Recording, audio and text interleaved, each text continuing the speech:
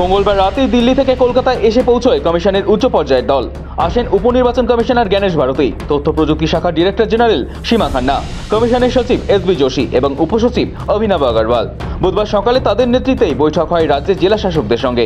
সেখানে কমিশনের তরফে সাফ জানানো হয়েছিল 15 অক্টোবরের মধ্যে শেষ করতে হবে সমস্ত প্রস্তুতি, সময় মতো বিজ্ঞপ্তি জারি ও ফর্ম বিতরণের যেন কোনো গাফিলতি না হয়। আর বৃহস্পতিবার কোলাঘাটে পূর্ব মেদিনীপুর, বাঁকুড়া এবং ঝাড়গ্রাম জেলার বিএলও, ইআরও এবং এইআরওদের সঙ্গে গুরুত্বপূর্ণ বৈঠক হয়।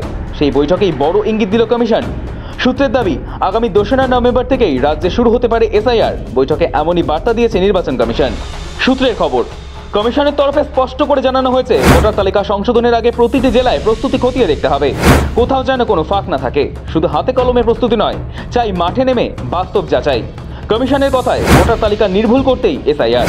সমস্ত অফিসারদের নির্দিষ্ট সময়ের মধ্যে কাজ শেষ করতে হবে। অনিয়ম মিললে দায় এড়ানো যাবে না। কোনো এলিজিবল ভোটার বাদ যাবে না, এটা কমিশনের নির্দেশ আছে। কোনো এলিজিবল ভোটার বাদ যাবে না। আমরা 2 ওয়ে ইন্টারাকশন করলাম। 80% টাইম বিএলওই ক্লারিফিকেশন চেয়েছিলেন, 10-15% শুধু আমরা বলেছি। নিয়ে তো ওটা যে ইচ্ছাকে গন্ডগোল করেছে, যার মেনফিয়া ছিল, গলত ছিল, যে গলত উদ্দেশ্যে কাজ করেছে, ওখানে শাস্তি হয়েছে না। ব্যাপার কি কালার আছে, যে কাজ সঠিক করবে, অ্যাজ পার ল করবে, রুল করবে, ওর ভয় পাওয়ার কি আছে। সূত্রের খবর, আগামী দিনে প্রতিটি জেলায় বিএলওদের সঙ্গে পৃথক পৃথক বৈঠকের পরিকল্পনা রয়েছে কমিশনের। জেলা ভিত্তিক রিপোর্ট চাওয়া হয়েছে দ্রুত। এক কথায়, নির্বাচনের প্রস্তুতি শুরু করেই ফেলল কমিশন।